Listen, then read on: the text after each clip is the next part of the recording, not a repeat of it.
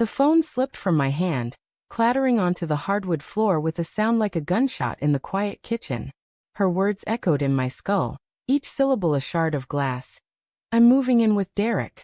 It's just easier this way. Easier. The word tasted like bile, sour and burning in my throat. I stood frozen, staring at the cracked screen of my phone, the glow of her text message searing into my retinas. Outside, the wind howled, rattling the windows of the house we'd built together.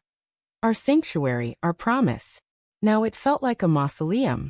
I sank into a chair, the wood creaking under my weight, and pressed my palms against my eyes until colors burst behind my lids. My heart pounded, a frantic drumbeat urging me to act, to scream, to do something. But all I could do was replay the last 2 years.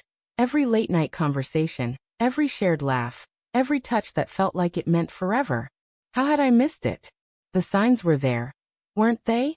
The way Sarah's smile faltered when she mentioned Derek's name, the way her phone buzzed at odd hours, her excuses piling up like leaves in autumn. I'd chalked it up to stress, to her new job, to anything but the truth. The kitchen smelled of coffee and the faint lavender of her perfume, lingering like a ghost. I grabbed the mug she'd left on the counter, her favorite, the one with the chipped handle, and hurled it against the wall. It shattered, ceramic fragments scattering like my thoughts. My chest ached, not just with betrayal but with the weight of my own denial. I'd seen her pull away, hadn't I? The way she'd linger at the door, her eyes distant, or how she'd flinch when I reached for her hand. I told myself it was nothing, that love could weather anything. What a fool. I stood, pacing the room, my bare feet cold against the floorboards. The house was too quiet without her. No hum of her singing off-key, no clatter of her keys as she rushed out the door. Just the wind outside, relentless, and the ticking of the clock on the wall. A reminder that time was slipping away, just like she had. I grabbed my phone, ignoring the cracked screen, and scrolled through our messages. Her last one stared back at me. We need to talk when I get home. I'm sorry, James. Sorry. The word was a knife, twisting deeper with every heartbeat. I didn't wait for her to come home. I couldn't. The thought of seeing her, of hearing her try to explain why she was choosing him, Derek, her ex, the man she swore she'd left behind, made my stomach churn. I called my realtor, Mark, my voice steady despite the tremor in my hands. Sell the house, I said. Today. I don't care about the price. He hesitated, his voice crackling through the line, asking if I was sure. I wasn't, but I couldn't stay in this place, surrounded by memories that now felt like lies. Every wall, every corner held her, us, and I needed it gone. The rest of the morning blurred into a haze of paperwork and rage. Mark arrived with forms, his brow furrowed with concern, but I waved it off.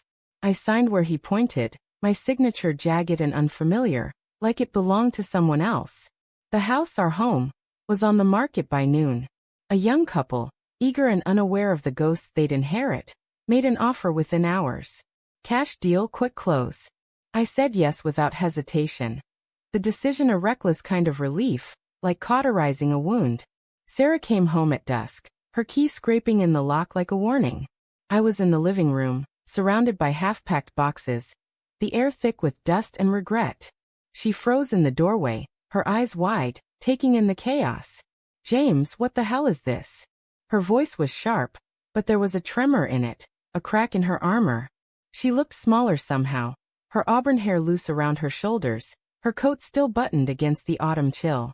You're moving in with Derek, I said, my voice low, each word deliberate. So I sold the house. Her mouth opened, then closed, like a fish gasping for air. For a moment, I wanted her to deny it, to laugh and say it was a misunderstanding. But her silence was louder than any confession. James, she started, but I cut her off. Don't. I stood, towering over her, though I felt like I was crumbling. Don't lie to me.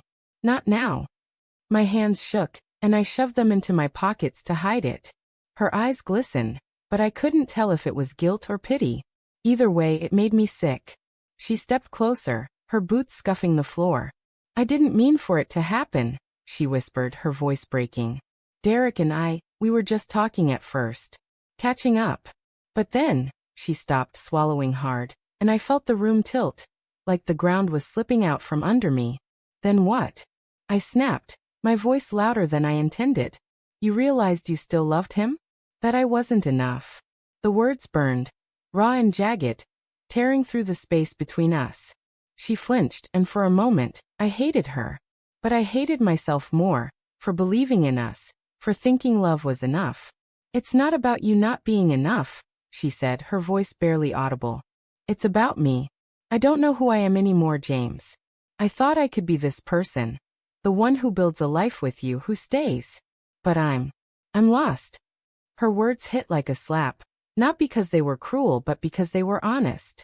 I saw it then, the weight she'd been carrying, the way her shoulders sagged, her eyes darting away from mine. She wasn't the villain I wanted her to be. She was just human, flawed and floundering, and that made it worse. I could have fought a monster. But how do you fight someone who's drowning?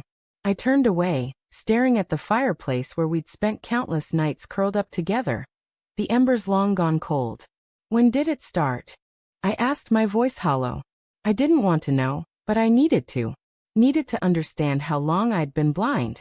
She hesitated, her breath hitching. 6 months ago, she admitted.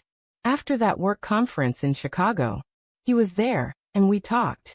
It wasn't planned. It just happened. 6 months. Half a year of lies, of her coming home to me, smiling, kissing me, while her heart was somewhere else. I thought of all the moments I'd missed, the late nights she claimed were work, the weekends she spent with friends. I'd trusted her, loved her so fiercely I ignored the cracks. And now here we were, standing in the ruins. Why didn't you tell me? I asked, turning to face her. My voice cracked, betraying the anger I wanted to hold on to. Why let me think we were okay? Because I didn't want to hurt you, she said, tears spilling down her cheeks. I thought I could fix it, figure it out. But I couldn't. And then Derek offered me a way out, a place to stay, and I took it. A way out. The words landed like a punch, stealing my breath. I'd been her cage, hadn't I? Not her home, not her love.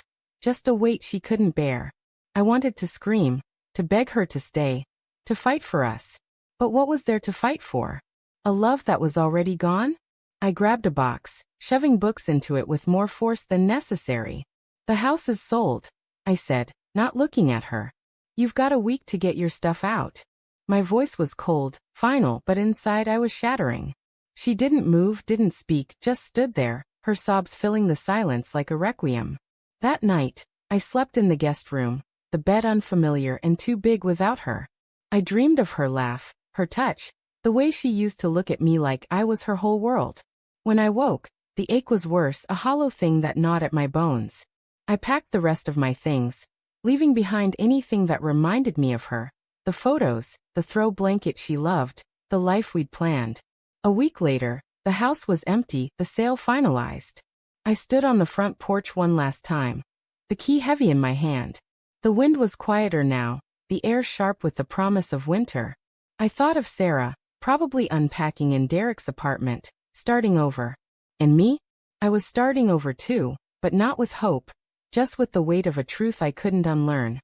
Love could break you, and trust, once shattered, left scars that never faded. I dropped the key in the mailbox and walked away, the crunch of gravel under my boots the only sound in the world. Somewhere, a new life was waiting. But all I could feel was the one I'd lost.